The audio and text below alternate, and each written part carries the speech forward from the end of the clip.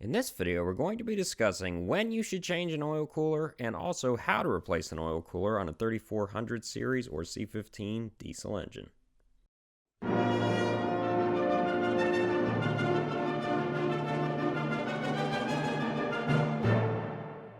Hey guys, this is Josh with AdeptApe channel, and in this video we're going to be showing you how to replace an oil cooler. Now, most of this video is going to be me showing you how to replace an oil cooler, not me talking about oil coolers, but I did want to talk about them quickly before getting into the actual practical hands-on portion of the video. And the reason for that is, why would you be replacing an oil cooler? Well, generally, the most common cause is it has failed. Highest percentage failure of them is a condition where it sends engine oil into your coolant, your engine coolant, or your cooling system. Also, the oil cooler can cause coolant into the engine oil, but that's less the case usually. And the reason for that is, while the engine's running, you have higher oil pressure than you do coolant pressure. So generally, the oil will be forcing into the coolant more so coolant into the oil, but you can get the roles reversed and get more coolant into the oil, or both at the same time. And another reason would be it's leaking externally or something's wrong with the housing, although that is generally not as common as oil in the coolant. Now, if you do have something weird in the coolant, it may not be oil, it might be fuel. You'll want to check that, and generally you can smell the difference, and fuel generally does not mix with coolant as oil will as much. So if you are getting a weird fluid and you're not sure if it's oil or fuel, you can also do a coolant sample to determine which it is, because you don't want to do an oil cooler if you need to fix fuel in the coolant. Now what we're looking at here is an AdeptApe C15, and this is the oil cooler. As you can see, it's going to take a little work before you can get it off. First thing you're going to do though is drain the coolant out of the engine before you try removing the oil cooler, or else you'll get a big old wet surprise once you try to remove the first tube off. Now, I always recommend draining it in two places. Always drain it at the rear of the block and at the lowest point by the radiator. Now, this is a 2-turbo C15. If it has a single turbo, this would be a lot easier, because on the 2-turbo ones, you have to remove some of the intake tubing and the pre-cooler before you can get access to the oil cooler itself. Now, this is the pre-cooler with the tubes removed. You can see you still have to remove this, the hoses going to it, and the pre-cooler support behind it.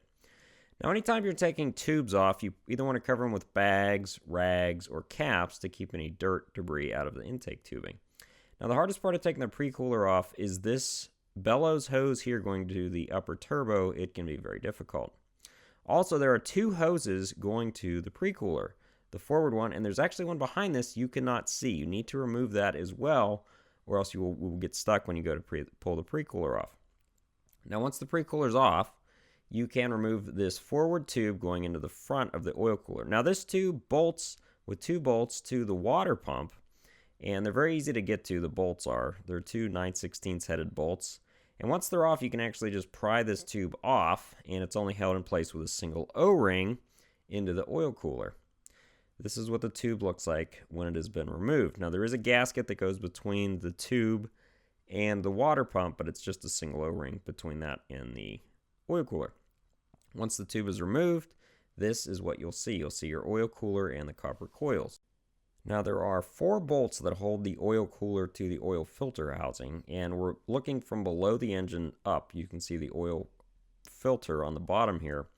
And there's 2 bolts here on this side of the oil filter, and then there are 2 bolts on the other side of the oil filter that hold the oil cooler in place. Once you remove these bolts, they are 9/16 headed bolts, you can then remove the oil cooler. You can also see the stub where the harder to reach pre-cooler hose went to with the low radiator hose. Now, once those bolts are removed, there's really only one thing holding the oil cooler in place, and that is the O-ring to the rear oil cooler housing. Now, you can remove the rear oil cooler housing, and it'll make removing the oil cooler itself easier and help making it get installed easier, but removing the housing can be a real pain because it's rather large, and getting it out of the way can be a real pain in the butt. But if you do remove it, it will make getting the oil cooler off easier. Now, once the oil cooler's off, you can see this is the oil passage side of the oil cooler and where the 2 bolts went. There's also 2 on the other side. This is the coolant side. and you can see the coolant passes through these little copper tubes, and then when we're looking at the oil side, you could see where the oil passes over the tubes. Now, with it out of place, you can see the rear housing of the oil cooler there. This is the oil filter housing. You can see 2 O-rings that seal it there. And it's very common to have lots of dirt and bolts and stuff stuck here. Don't go too crazy with scraping stuff off, because if it goes into those little holes, that's going to be on the clean oil side of your engine, and it could damage it. I usually just vacuum it out, any loose debris, and then you're going to put new O-rings here. You should have 3 new O-rings going on in place currently, 2 for the oil filter housing and 1 for the rear structure of the oil filter or oil cooler housing. You also need another for the forward tube going to the water pump and the gasket for the forward tube. Now, this is where it gets difficult or easier depending on how you decided to do the rear oil cooler housing. I did this as part of the video. If you decide to leave the rear oil cooler housing in place and just put a new O-ring on it, if it sits low, meaning it's not loose and it sits a little low, when you go to press the new oil cooler in place, it's going to be tight and you won't be able to slide it on, and you can damage the lower O-rings. So you have a couple options here. You can either remove the housing, you can loosen the housing, you could take the bolts out and just slide a new gasket in place for the rear housing, and then leave it loose, which is what I did with a new gasket in the back. And what that does is you don't have to completely remove the housing, but it'll give you enough wiggle room that you can slide the new oil cooler in place without damaging the lower O-rings. As you can see here, it sits a lot more even. The oil cooler is not sitting high compared to the rear oil cooler housing. And then what you can do is just pry it on in place. I generally recommend always lubricating your O-rings as well. I usually use soap, tire lubricant. You can also use oil and stuff, but I don't like oil as a lubricant on coolant O-rings. As you can see, it's been slid in place and the O-ring is no longer visible. Now you're looking at the forward tube here with its new O-ring. You just press that in place with a pry bar, and then you'll put your new seal going to the water pump and install the other bolts.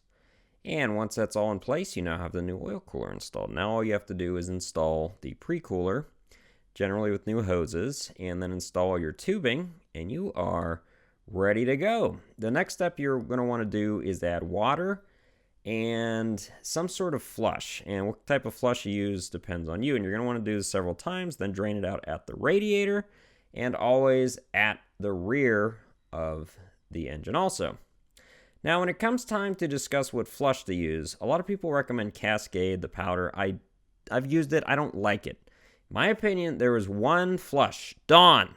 Only use Dawn dish soap. It works excellent. Then, of course, you're going to want to use Cat ELC coolant if this is a Cat.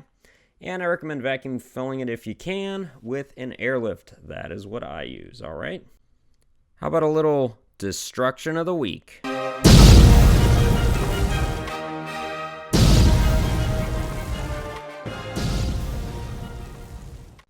Now, we're looking at here is a International DT466, and it's got some internal piston issues. As you can see, the tops of the pistons are actually cracked in several positions. Number 2 is a little more than cracked. I mean, it is cracked, but it's also missing a rather large chunk of the piston. This engine obviously needs a little work. All the pistons had cracks, but number 2 is the only one missing a chunk. And since we were focusing on oil coolers in this video, I figured we'll get another one in here. This oil cooler job came in right after I recorded the other one. As you can see, this one was way worse than the other one. This is the coolant in the system.